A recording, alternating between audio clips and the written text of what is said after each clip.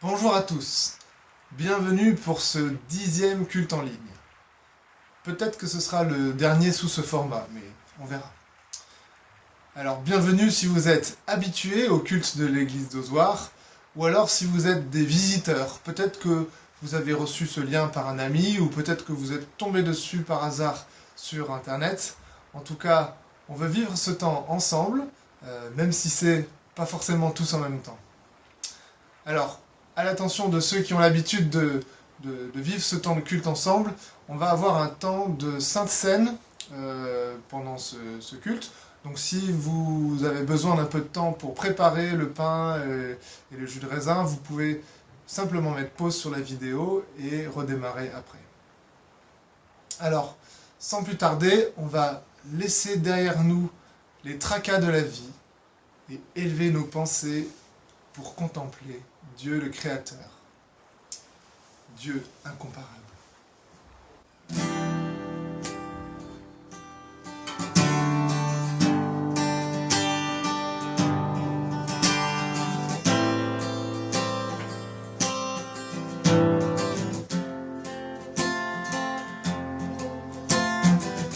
Du plus haut des sommets au fond des océans,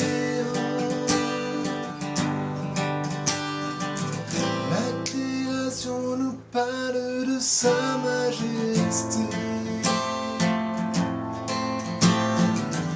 Des couleurs de l'automne au parfum du printemps, toute créature élève sa voix pour chanter et proclamer Dieu incomparable, grand et admirable. Tu as placé les étoiles et tu connais leur nom. Tu es surprenant, Seigneur.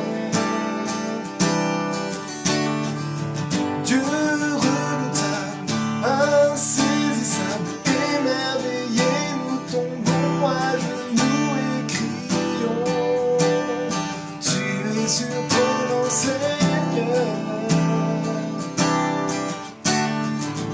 Qui a tracé la route aux éclairs dans le ciel? Qui a vu les réserves de neige et de pluie? Qui a donné naissance à l'éclat du soleil?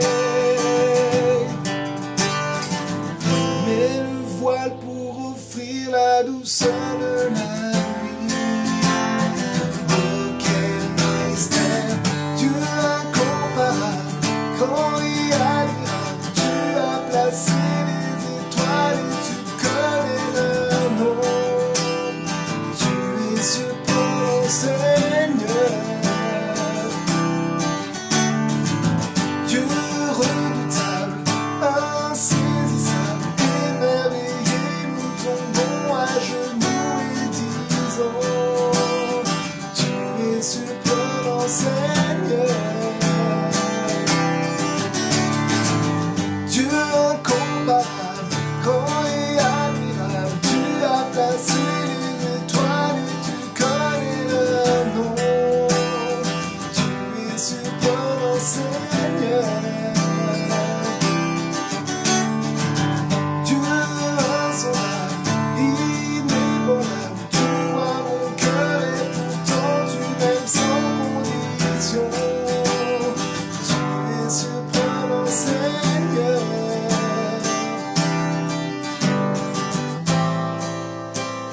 Tu es surprenant, Seigneur.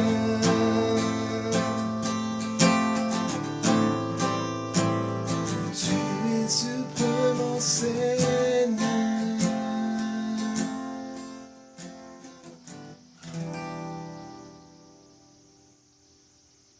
Bénis l'Éternel, mon âme.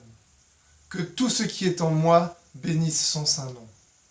Bénis l'Éternel, mon âme, et n'oublie aucun de ses bienfaits. C'est lui qui pardonne toutes les fautes, qui guérit toutes tes maladies. C'est lui qui délivre ta vie de la tombe, qui te couronne de bonté et de compassion. C'est lui qui rassasie de bien ta vieillesse, qui te fait rajeunir comme l'aigle. L'Éternel fait justice, il fait droit à tous les opprimés. Il a fait connaître ses voies à Moïse, ses hauts faits aux enfants d'Israël.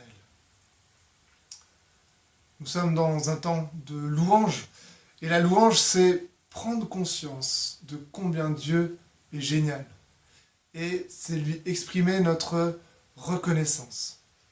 Et en fait, tout cela, ça entraîne une réponse de notre cœur, du plus profond de nous-mêmes, et c'est ce qu'on va appeler l'adoration, cet amour admiratif et dévoué envers Dieu. Et c'est ce qu'on va continuer à faire avec le prochain chant qui dit « Je chanterai gloire ». Je chanterai gloire à l'Éternel, je chanterai louange à son nom, je chanterai Dieu, mon essentiel, je chanterai en l'honneur de son nom. Je viens t'offrir, Seigneur, ce que j'ai de meilleur. Je viens t'offrir ma vie. Oui, à toi, Jésus-Christ, même si je suis fragile, même si c'est difficile, je chanterai gloire à l'Éternel, je chanterai louange à son nom, je chanterai Dieu, mon essentiel, je chanterai en l'honneur de son nom. Je viens te dire, Seigneur, que tu es mon bonheur, dont rien ne peut détruire notre bel avenir, même si je suis fragile, même si c'est difficile, je chanterai gloire à l'Éternel, je chanterai louange à son nom, je chanterai Dieu, mon essentiel, je chanterai en l'honneur de son nom, je chanterai gloire à l'Éternel, je chanterai louange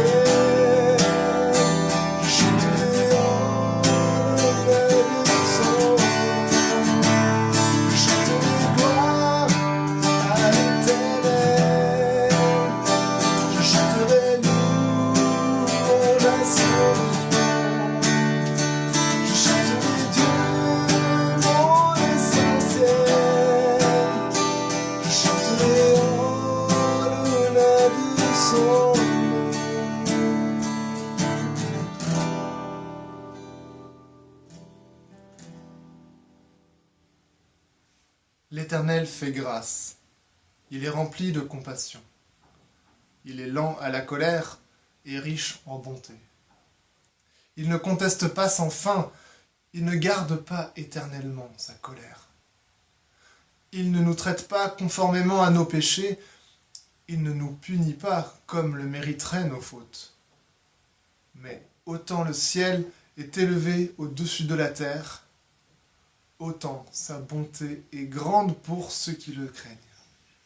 Autant l'Orient est éloigné de l'Occident, autant il éloigne de nous nos transgressions. C'est dans la nature de Dieu de vouloir faire compassion, de vouloir faire grâce.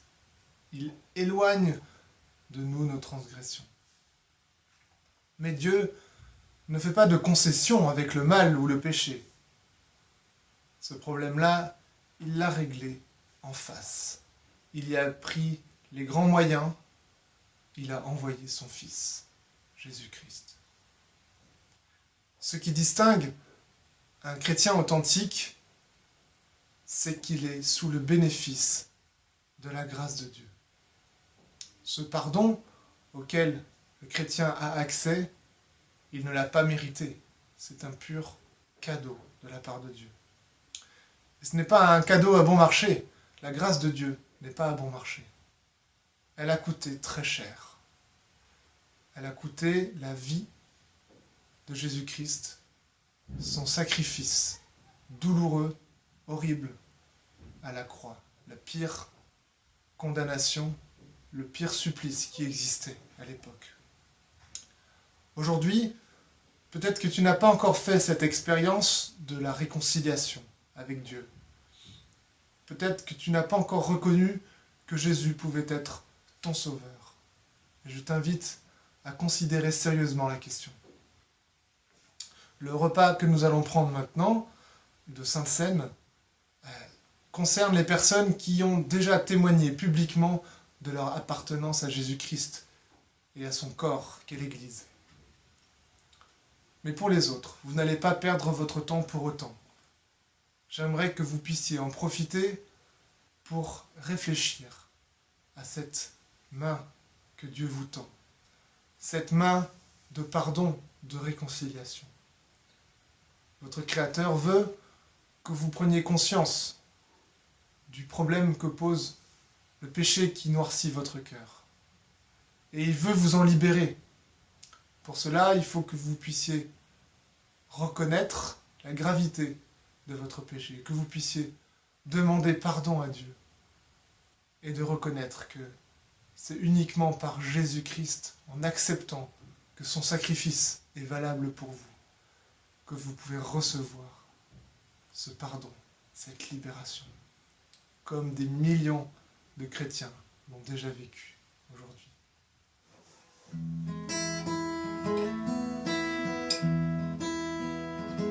Quel sauveur merveilleux je possède, il s'est sacrifié pour moi,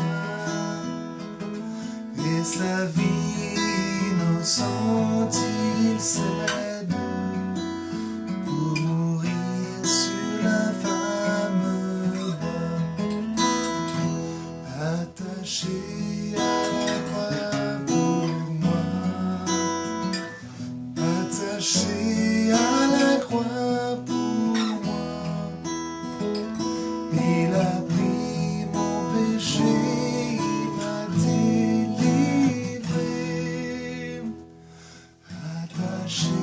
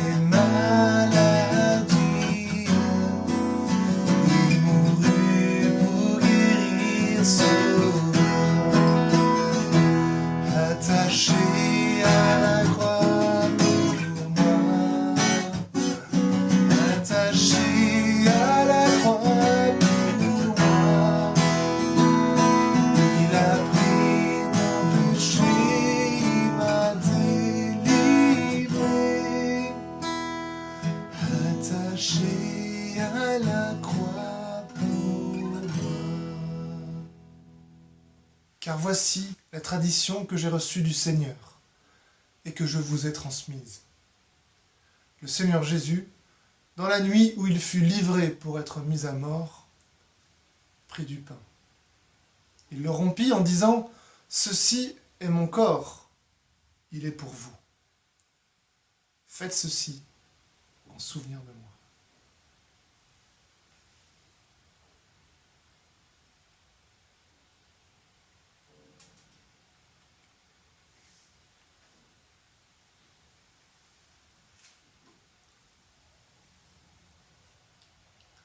De même, après le repas, il prit la coupe et dit « Cette coupe est la nouvelle alliance, scellée de mon sang. Faites ceci toutes les fois que vous en boirez en souvenir de moi. »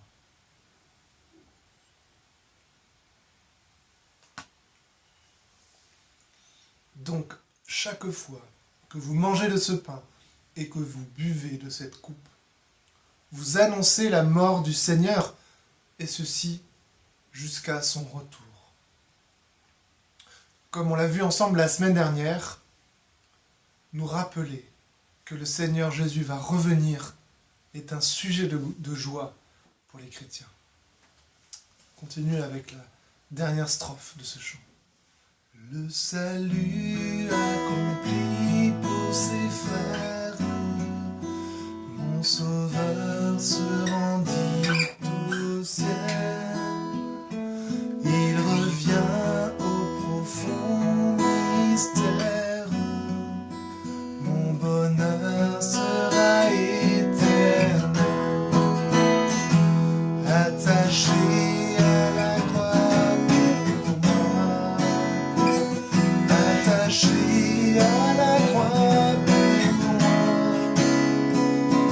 Il a pris mon péché, il m'a délivré. Attaché à la croix pour moi.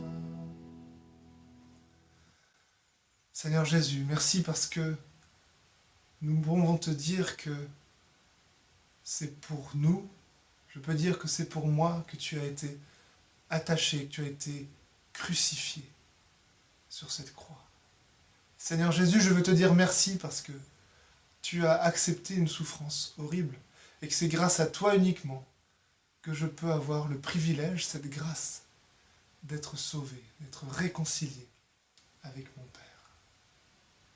Seigneur, je te prie maintenant que tu puisses ouvrir nos cœurs, nous préparer à entendre ce que tu as à nous dire dans ta parole. Seigneur, je veux te prier pour que ce que Manu va nous transmettre puisse vraiment nous parler de ta part et que ça puisse opérer son œuvre de transformation dans nos cœurs, dans nos vies. Amen. Bonjour, je continue une série de messages qui a pour thème « Comment vivre en temps de crise ?» Vivre l'essentiel avec Dieu. L'essentiel que je vous ai proposé de vivre est de faire de l'encouragement un style de vie. Je vais maintenant parler de l'importance de nos actions pour encourager.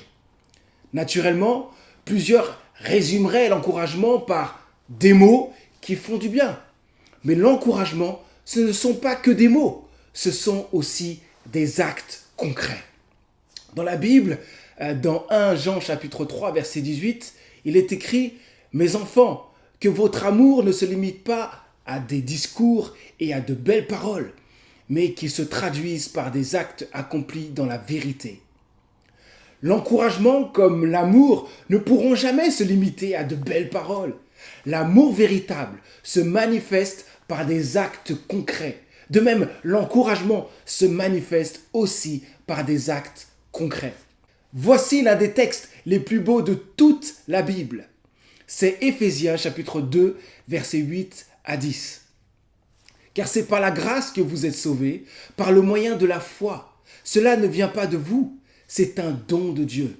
Ce n'est pas le fruit d'œuvres que vous auriez accompli. Personne n'a donc de raison de se vanter. Ce que nous sommes, nous le devons à Dieu. Car par notre union avec le Christ, Jésus, Dieu nous a créés pour une vie riche d'œuvres bonnes qu'il a préparées à l'avance afin que nous les accomplissions. C'est énorme. Dans ce texte, c'est la grâce de Dieu en Jésus-Christ qui nous sauve. Il nous suffit de croire. Nous ne méritons rien. La vie éternelle est un cadeau que Dieu nous a fait. Si nous demandons pardon à Dieu pour nos fautes et plaçons notre foi en Jésus-Christ, nous sommes sauvés de nos péchés, de la mort et de l'enfer. Mais la suite du texte est importante. Il est dit que nous avons été créés en Jésus-Christ. Pourquoi ? Pour une vie riche d'œuvres bonnes. Nous ne sommes pas sauvés pour quelques bonnes œuvres, mais pour une vie riche d'œuvres bonnes. Cela me fait penser au jour où Jésus a dit « Vous êtes le sel de la terre et vous êtes la lumière du monde ». Pour expliquer son propos, Jésus a donné deux images. Celle d'une ville sur une colline pour dire qu'il est normal qu'on la voie. Puis, il a donné l'image d'une lampe pour dire qu'elle doit être mise en évidence pour éclairer toute une maison. Il dit ensuite ceci dans Matthieu chapitre 5, verset 16.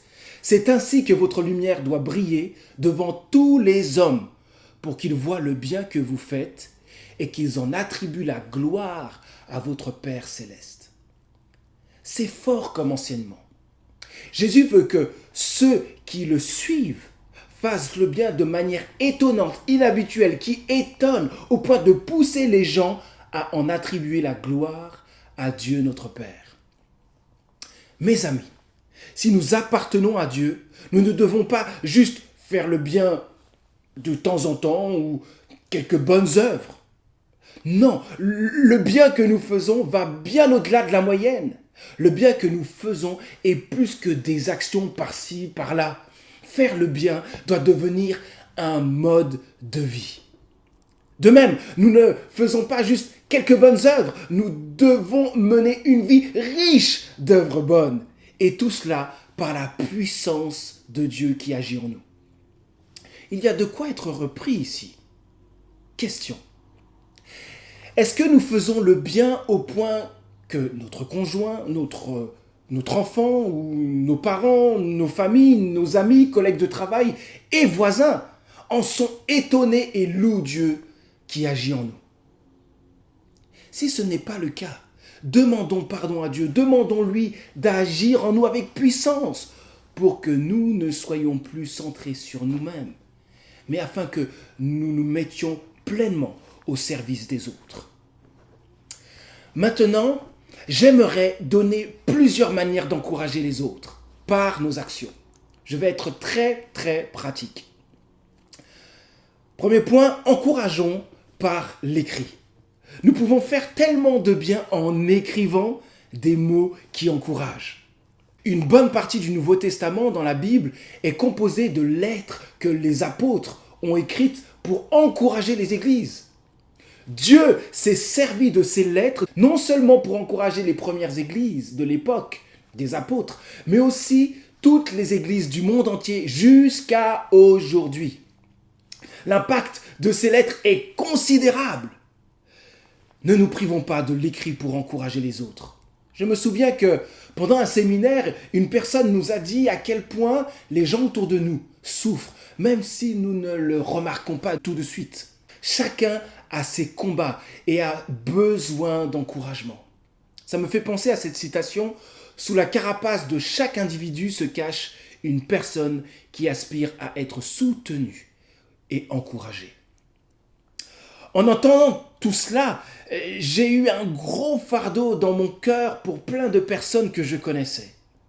Pendant un temps de pause dans le séminaire, je me suis mis à écrire des SMS à ces personnes que je savais en avoir besoin.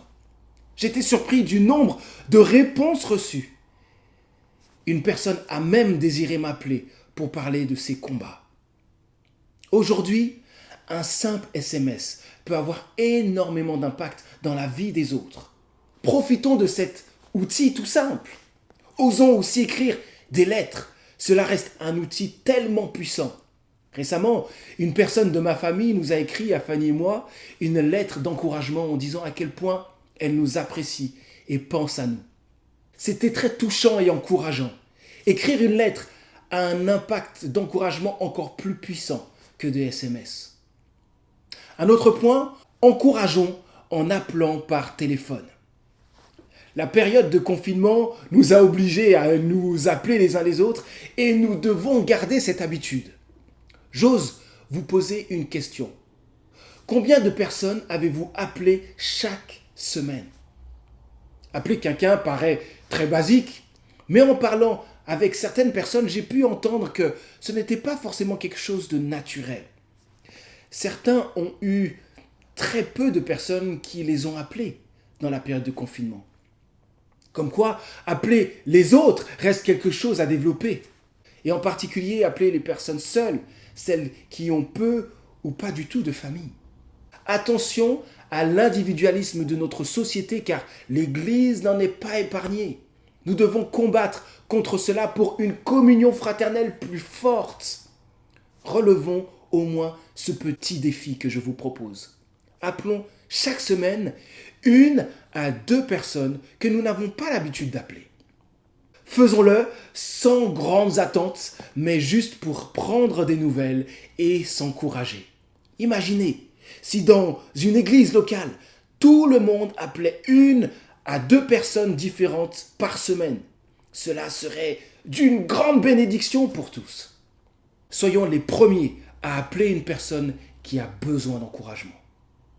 Un autre point, encourageons par des gestes appropriés. Donner une tape sur l'épaule, faire un câlin, donner une accolade peut faire beaucoup de bien. Tout le monde ne sera pas forcément d'accord ou à l'aise de vivre cela, mais il y a bien plus de personnes qui en ont besoin que nous ne pouvons l'imaginer. Alice Gray a écrit « Il me semble que nous pensons rarement au toucher comme un moyen pouvant faire une différence dans la vie des autres. Pourtant, des chercheurs ont démontré qu'un toucher affectueux et doux peut avoir un profond impact positif, non seulement sur les enfants, mais aussi sur des personnes de tout âge. » Léo a écrit « Nous sous-estimons trop souvent la puissance du toucher, d'un sourire, d'une parole gentille, d'une oreille attentive, d'un compliment sincère ou du moindre petit acte de bienveillance qui ont tous le potentiel de transformer une vie. » Mes amis, soyons sensibles à ceux qui auraient besoin de gestes affectueux. Soyons aussi respectueux de ceux qui ne le veulent pas. Évitons de le faire aussi avec le sexe opposé pour éviter toute ambiguïté. Je me souviens avoir parlé avec un frère dans la foi. Il m'avait ouvert son cœur. Nous avons prié ensemble. Des larmes coulaient dans ses yeux. Je l'ai serré dans mes bras. Ce frère a été réconforté non seulement par mes paroles et la prière, mais aussi par mes gestes d'affection.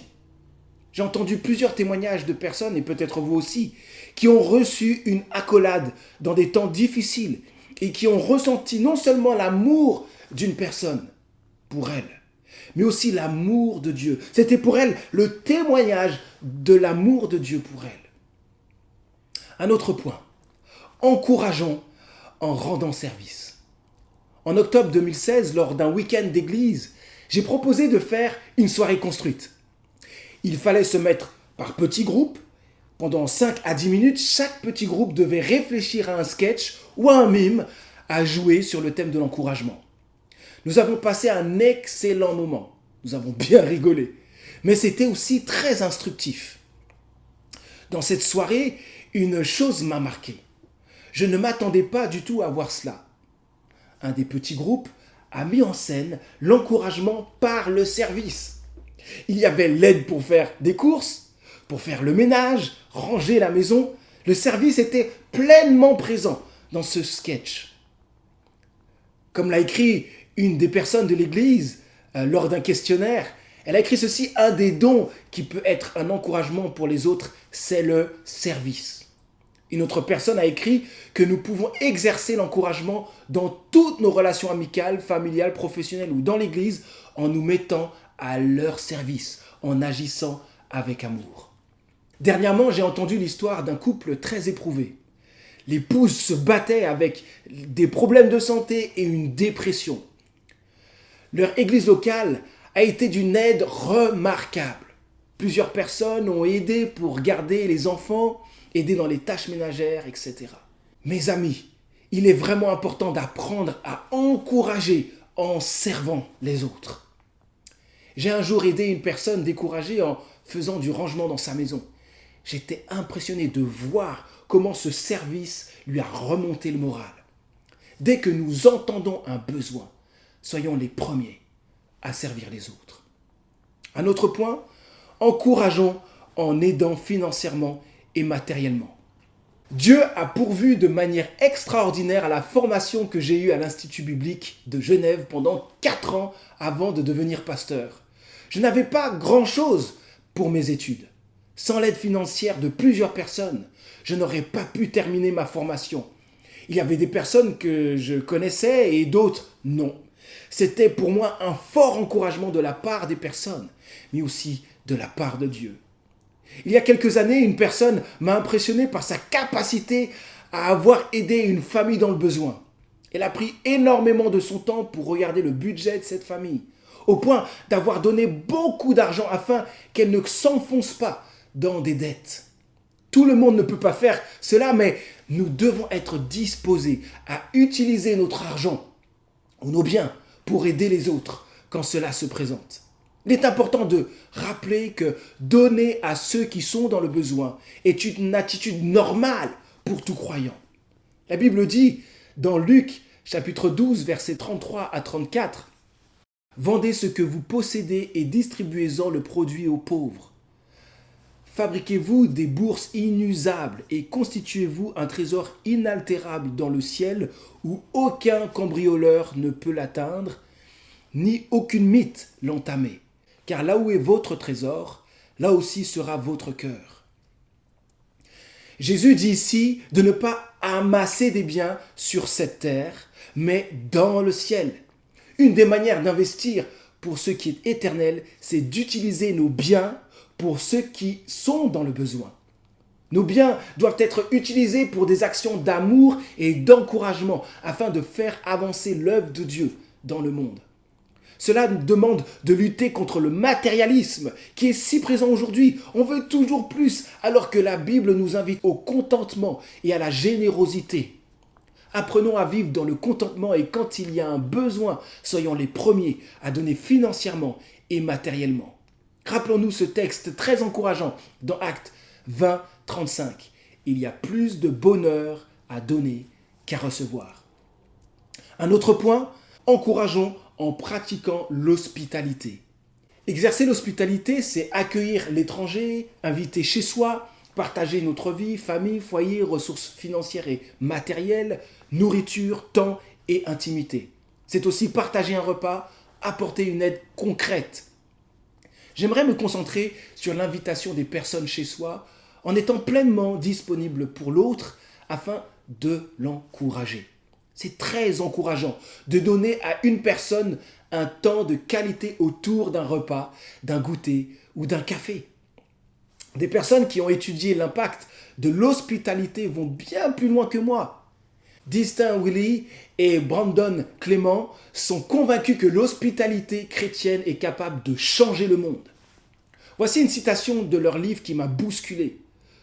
Nous avons renoncé à l'espoir que nous pouvons vraiment changer le monde, tout simplement parce que nous nous demandons quand nous pourrions le faire.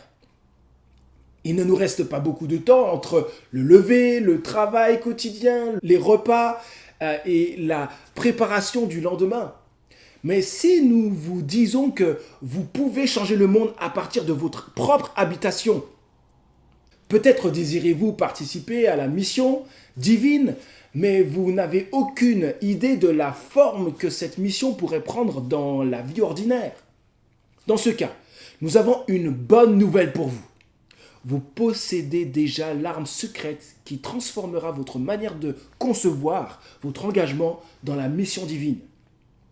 Cette arme secrète qui permet à l'évangile de se répandre et de progresser, c'est l'hospitalité.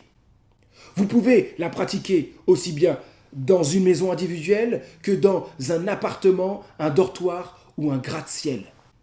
Ce texte souligne que le côté ordinaire d'ouvrir notre maison à d'autres peut être un puissant outil dont Dieu se servira pour changer des vies. Mes amis, nous sommes si peu conscients, et moi le premier, du puissant impact de l'hospitalité que nous négligeons trop souvent les occasions d'inviter chez nous des personnes pour qu'elles soient encouragées. La Bible le dit clairement. Dans Romains chapitre 12, verset 13, « Les besoins de ceux qui appartiennent à Dieu, soyez-en solidaires, toujours prêts à pratiquer l'hospitalité. » Encourager quelqu'un par l'hospitalité, c'est être capable de dire « Est-ce que tu veux passer à la maison pour prendre un café ou un repas et discuter ensemble ? J'aimerais beaucoup te voir pour t'encourager et prier avec toi. » Invitons chez nous pour encourager. Les fois où ce n'est pas possible, nous pouvons aussi inviter au restaurant ou dans un café, ce qui peut aussi avoir un impact d'encouragement. Soyons les premiers, les amis, à inviter à des temps conviviaux pour encourager. Un autre point, encourageons en rendant visite. Il est arrivé plusieurs fois que des personnes de l'Église ont rendu visite à d'autres qui étaient découragés. Elles sont venues pour écouter, prier, encourager. Elles venaient aussi avec des choses à manger. Les personnes découragées ont été touchées par la mobilisation de ces personnes de l'Église dans ce qu'elles traversaient. Cette manière de faire ne plaît pas à tout le monde, mais dans certaines cultures, ça a un impact fort d'encouragement. Nous pouvons aussi proposer à une personne de venir la voir ou de se promener à proximité de chez elle pour discuter. Le plus important est de donner de notre temps à l'autre pour un temps d'écoute, pour l'encourager. Un autre point, encourageons en offrant des cadeaux. J'ai trouvé génial ce qu'une personne fait après des événements. En fin d'année, elle offre à chaque personne de l'équipe d'organisation un cadeau pour les remercier. Apporter des fleurs ou tout autre cadeau à une personne seule, malade chez elle ou à l'hôpital encourage énormément. Et le cadeau n'a pas besoin de coûter très cher. Ce qui compte, c'est le geste que nous faisons. Alice Gray a écrit un beau témoignage dans son livre qui s'intitule « Des gestes qui touchent le cœur ». Un vendredi, elle a voulu acheter un bouquet de fleurs. Mais elle a senti un petit pincement sur son cœur qui semblait dire « achète-en 2 ». Elle a donc choisi un second bouquet. Elle est arrivée avec ses achats derrière une femme âgée. Elle a senti un second petit pincement dans son cœur. Les fleurs sont pour elle. Elle a pris un des bouquets, elle a abordé la femme et lui a dit doucement « Excusez-moi, mais je crois que Dieu veut que vous ayez ces fleurs. » Lorsque la femme s'est retournée, son visage ridé était magnifique et des larmes coulaient dans les plis formés par son sourire. « Oh mon Dieu, je ne sais pas quoi dire. Quel beau cadeau! Mon mari avait l'habitude de m'apporter des fleurs, mais je n'en ai pas eu depuis qu'il est mort il y a 4 ans. Aujourd'hui, c'est notre anniversaire de mariage et je me sentais si seul. Vous ne pouvez pas savoir à quel point cela me touche. Mes amis, encourageons en offrant des cadeaux. Un autre point, encourageons en célébrant des événements. Faire une fête pour dire merci, pour des réussites, pour un anniversaire ou pour toute autre chose peut être très fort en encouragement. Ne passons pas à côté de l'impact fort que ça a sur les autres en nous réjouissant avec eux par une fête organisée. Une église locale a pris l'habitude de célébrer les victoires et de remercier tous les membres de l'église par des événements. Cela amène beaucoup d'enthousiasme et d'impact à la vie de l'église. Soyons les premiers à encourager par les événements. Un autre point, encourageons avec ce que nous sommes et ce que nous savons et aimons faire. Nous avons vu jusqu'ici les différentes manières d'encourager par nos actions. Mais en fait, chacun est doué dans l'une ou l'autre de ses actions. Je sais que des gens sont doués pour faire des gâteaux, offrir des repas, appeler les gens, écrire des cartes, faire des cadeaux, rendre visite, ouvrir leur maison, aider dans les tâches ménagères, faire du repassage, s'occuper des espaces verts, garder les enfants, etc., etc. Soyons sensibles aux besoins des autres et sachons aussi être un encouragement avec ce que nous sommes, ce que nous savons faire et aimons faire. J'aimerais finir en disant quelque chose de très important. Tout ce que nous faisons pour encourager, nous le faisons pour la gloire de Dieu. Non pour briller nous-mêmes, mais pour la gloire de Dieu. Et par amour pour Dieu. J'ai entendu récemment une personne qui sert les autres de manière remarquable, mais qui est découragée car elle ne reçoit pas grand-chose en retour. Je peux bien comprendre cette personne. Servir les autres exige de faire des sacrifices. Et nous devons apprendre à servir sans attendre en retour. Il est normal d'avoir quand même envie qu'il y ait réponse. Mais nous devons apprendre à servir non dans le but de recevoir en retour, mais pour la gloire de Dieu. Alors, je vous invite à garder 2 choses en tête. Nous nous donnons à fond pour encourager par nos actions parce que, premièrement, nous sommes aimés de Dieu. Nous sommes aimés de Dieu. La Bible dit dans 2 Corinthiens chapitre 4 verset 14, l'amour du Christ nous étreint, nous pousse à l'action. Stud, un champion d'athlétisme britannique, a dit ceci: si Jésus-Christ est Dieu et mourut pour moi, alors aucun sacrifice n'est trop grand pour lui. Mes amis, encourageons parce que nous sommes aimés de Dieu. Deuxièmement, nous nous donnons à fond pour encourager par nos actions parce que nous aimons Dieu. La Bible dit dans 1 Jean chapitre 4 verset 19, nous aimons parce que Dieu nous a aimés le premier. Oswald Chambers a frappé fort quand il a écrit ceci: si vous consacrez votre vie à servir vos semblables, vous connaîtrez à coup sûr des tribulations et des chagrins, car vous ferez face à plus de basse ingratitude de leur part que de la part d'un chien. Vous devrez affronter de la méchanceté et de l'hypocrisie, et si c'est l'amour qui motive votre service, vous vous épuiserez dans le combat que vous menez. Mais si la raison profonde de votre service est votre amour pour Dieu, ni ingratitude, ni péché, ni diable, ni ange ne vous empêcheront de servir vos semblables, quelle que soit la manière dont ils vous traitent. Vous pouvez aimer votre prochain comme vous-même, non parce que vous avez pitié de lui, mais parce que vous êtes véritablement centré sur Dieu. Mes amis, soyons toujours plus conscients de l'amour de Dieu pour nous et vivons par amour pour lui. Nous arriverons ainsi à servir notre prochain, quelles que soient les circonstances. Je vais maintenant conclure. Pour un fort impact d'encouragement dans la vie des autres, encourageons par nos actions, encourageons par l'écrit, en appelant par téléphone, par des gestes appropriés, en rendant service, en aidant financièrement et matériellement, en pratiquant l'hospitalité, en rendant visite, en offrant des cadeaux, en célébrant des événements avec qui nous sommes et ce que nous savons et aimons faire. Et enfin, faisons tout cela pour la gloire de Dieu et aussi parce que nous l'aimons. Amen. Je vous invite maintenant à prier. Notre Dieu, merci pour ton amour manifesté à la croix. Sans la mort et la résurrection de Jésus-Christ, nous ne pourrions pas du tout être sauvés du péché, du mal et de l'enfer. Un immense merci, Jésus-Christ, de nous avoir sauvés pour la vie éternelle. Nous te demandons encore aujourd'hui de toucher tous ceux qui n'ont pas encore fait la paix avec toi, qu'ils placent leur foi en Jésus-Christ, reçoivent le pardon des péchés et une relation rétablie avec toi et la vie éternelle. Notre Dieu, que ton amour continue à nous bouleverser et nous pousse à encourager par nos actions. Pardon pour toutes les fois où nous n'avons pas agi par amour pour encourager.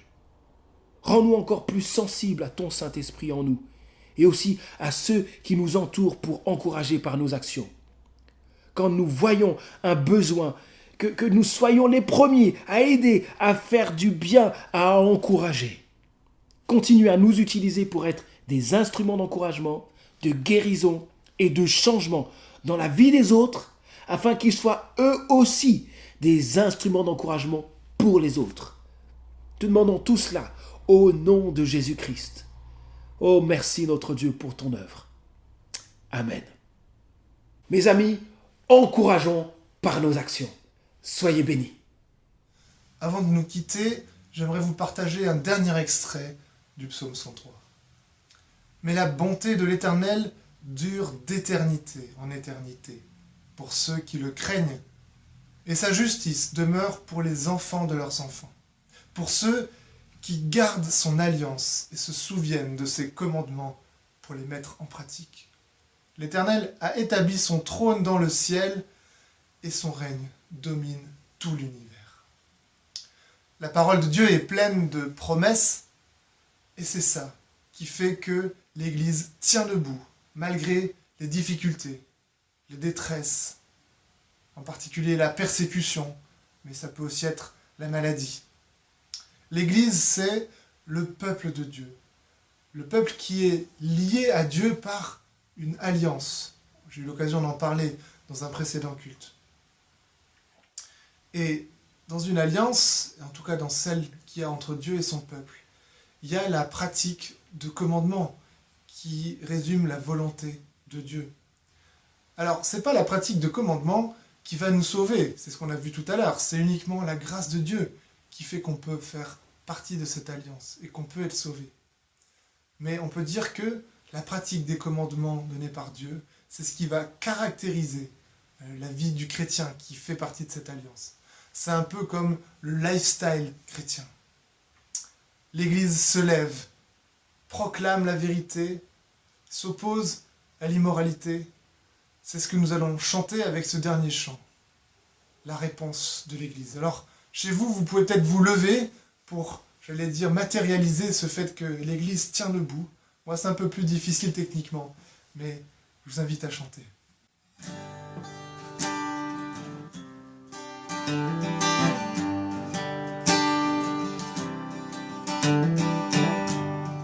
Nous sommes toujours debout, même pressés de toutes parts, dans la détresse, mais non dans le désespoir.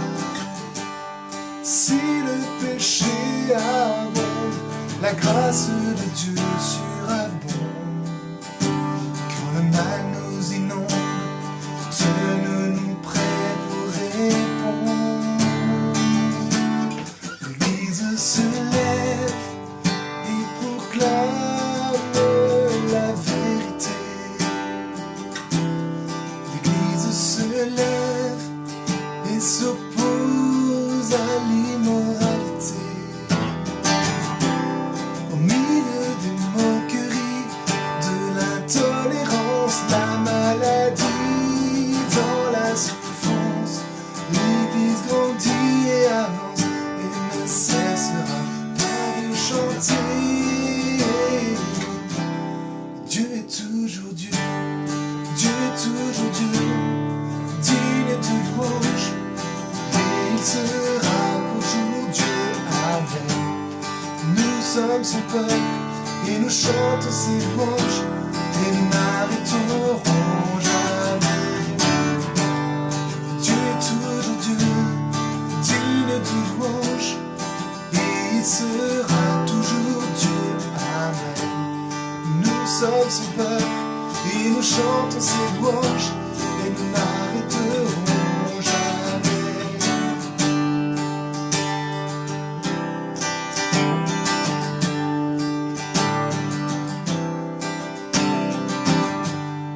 Nous sommes toujours debout, même pressés de toutes parts, dans la détresse, mais non dans le désespoir. Si le péché abonde, la grâce de Dieu surabonde. Quand le mal nous inonde, tenons-nous prêts pour répondre. L'Église se lève et proclame la vérité.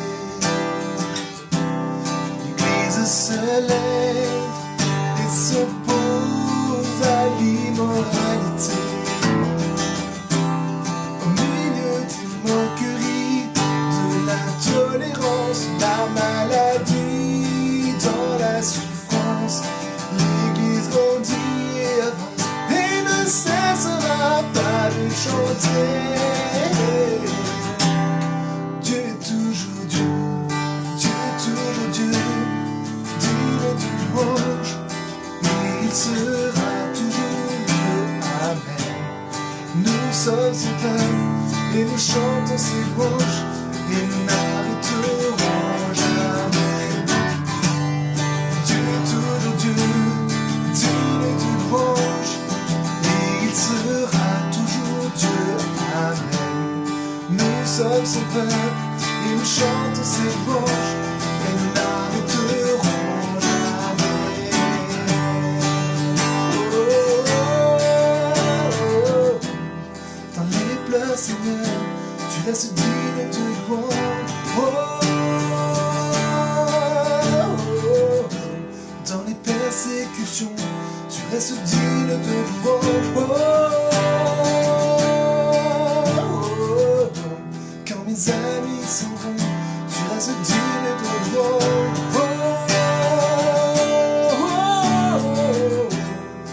Dans les épreuves, tu es digne de louange.